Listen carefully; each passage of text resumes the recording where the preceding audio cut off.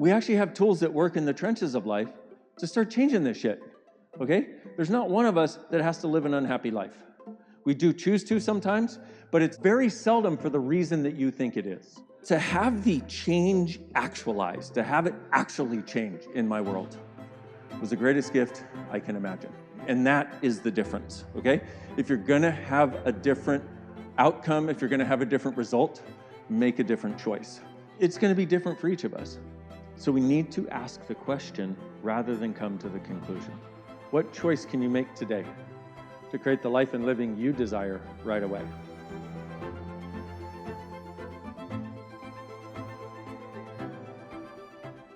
I came to bars and Access 23 years ago. I literally had set a date to end my life.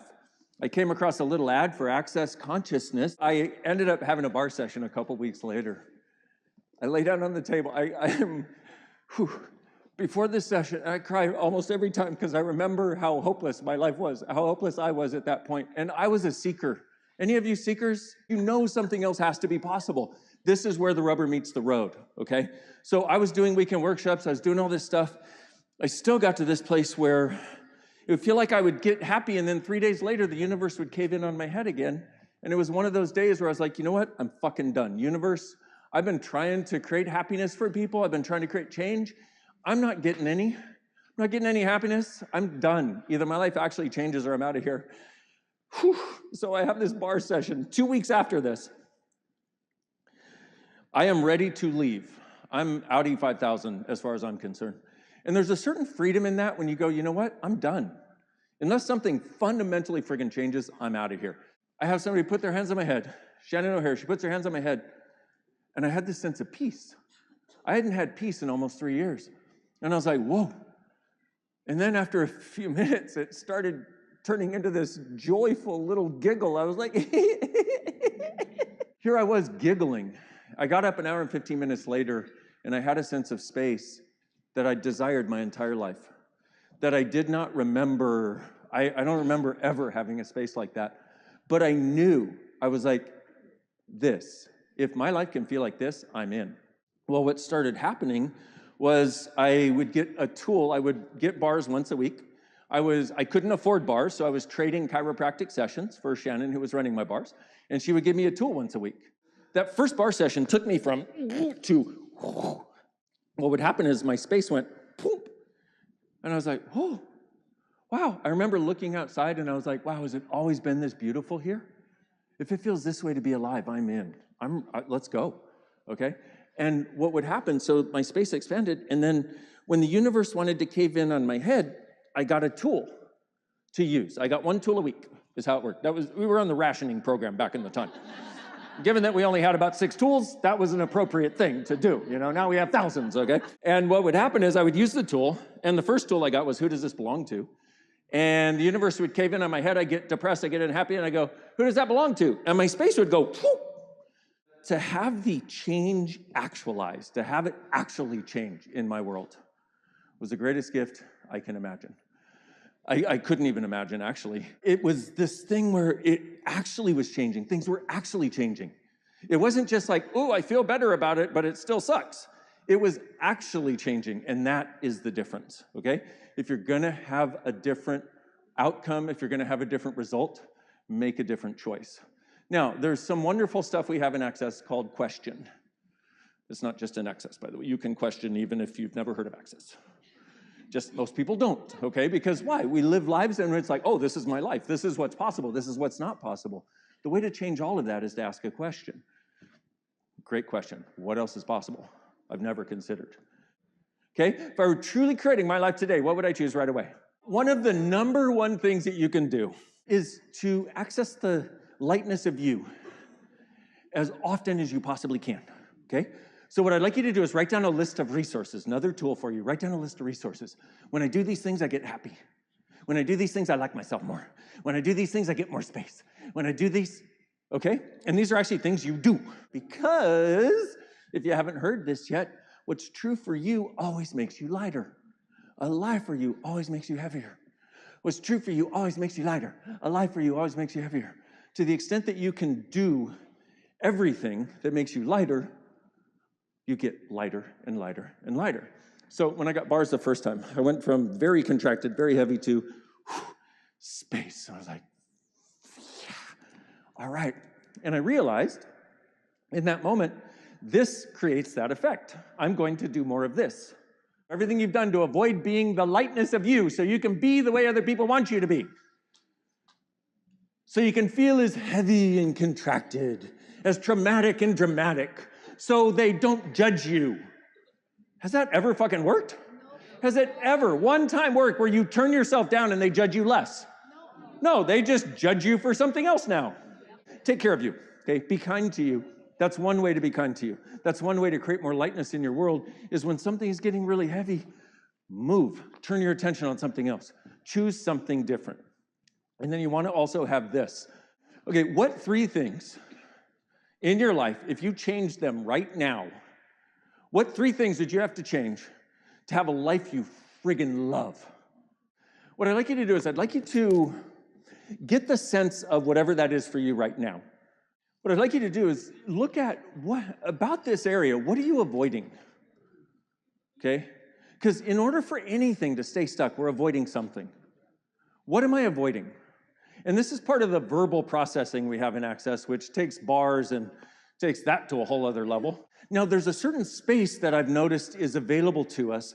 And I notice this when people have access to Access tools, especially. And whatever tools you have, awesome. Okay? Whatever tools you have, awesome. Use the fuckers. Okay? If they make you lighter, do it. Period. If it makes you lighter, it cannot be wrong or bad. But what I've noticed is there's a space in which, rather than feeling like you have to avoid this, like, oh, I've got this issue with, I don't know, family relationships, let's say. Every time I think about it, I go, See, anything that brings up a lot of charge for you, we have a way of changing that. If you can be present with it and not have to avoid it, there's a different space available, because now you can see what's actually true, and you can undo what's not true.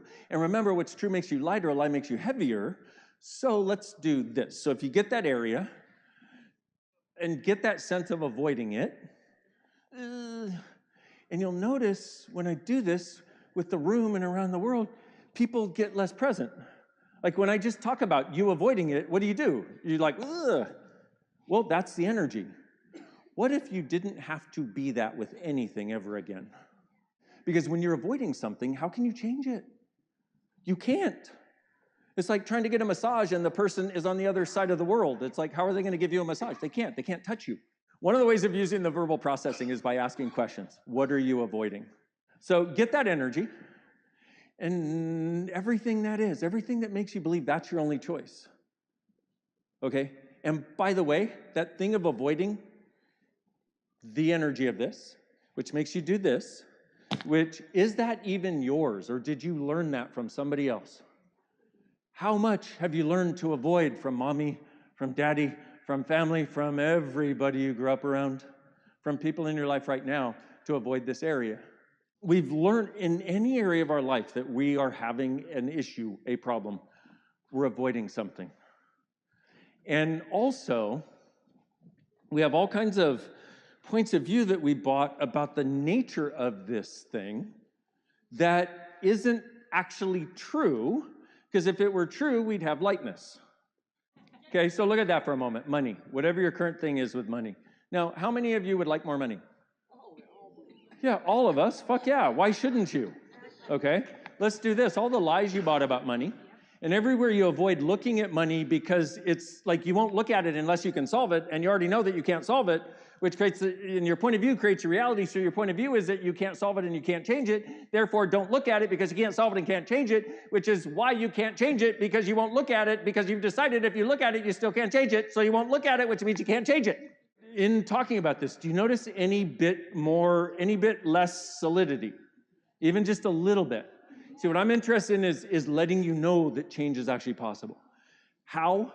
By choosing something different. In this case, okay, we've talked about all kinds of tools and questions that you can ask on a daily basis. Please ask them on a daily basis.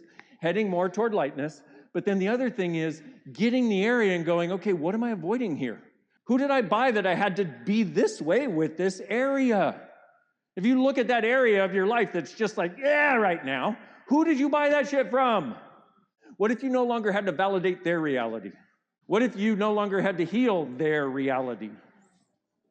How many of you know that you came here to heal your parents and your family and everybody else?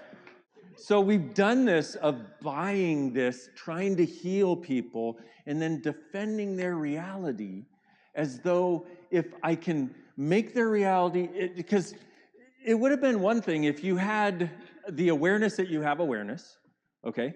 Because the thing is, you're so energetically aware. You're so energetically aware that when you grow up as a little kid, before you can even talk, okay? Get the you that was like pre-2 years old, okay? That was just, you're like, I don't remember me. Yeah, I get that, okay? But that was before you were cognitive, okay? Everything was energetic for you. And the reason for bringing this up is so that you can recognize that a lot of the energetic structures of the things that limit us are not ours. And that's not about, it's not about anything except being able to change it, because if it's not yours, you can't change it. If you think it's yours, you still can make a different choice, but if you undo where you bought this point of view as yours, it gets a lot easier. But here's the interesting part is that is us. We're energetic beings. We're energetic creatures, which is why I say, to the extent that you are willing to choose what makes you lighter, that's what you create as your life, okay? So we talked about what are you avoiding. So if we get that area and you go, what am I avoiding? And who did I learn to avoid this way? Like, from whom did I learn to avoid this way? So everything you are doing to avoid the very same things that your parents avoided, rather than recognizing you have a totally different choice. You can actually be so present with it that you don't have to worry about it creating PTSD in your world and you having to separate from it so you can survive. We have this tool. Who does this belong to in Access? Okay? And it's based on the idea 98% of your thoughts, feelings, and emotions don't belong to you. We actually have tools that work in the trenches of life to start changing this shit. Okay? There's not one of us that has to live an unhappy life. We do choose to sometimes, but it's not, very seldom for the reason that you think it is.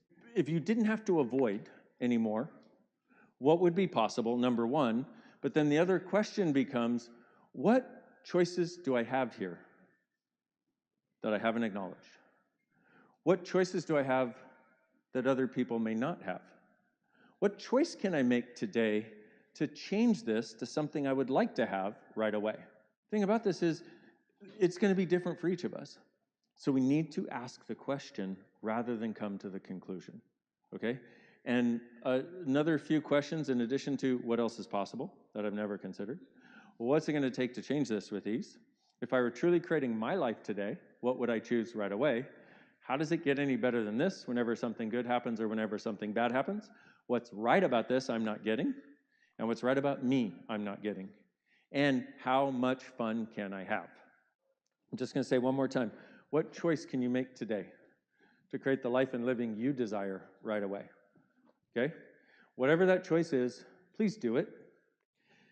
With this idea of choice and what choice can I make today to create what I desire right away is the awareness that you know. One of the things I got from bars was, in the bars class, I know. You know. So will you please acknowledge right now, beyond a shadow of a doubt, beyond anybody else's shadow of a doubt, you know what it's going to take to change what you would like to change. You know what it's going to take to create what you would like to create. And will you now make a demand of yourself that I'm going to access that in whatever way it takes for me to get it as quickly and as easily as possible?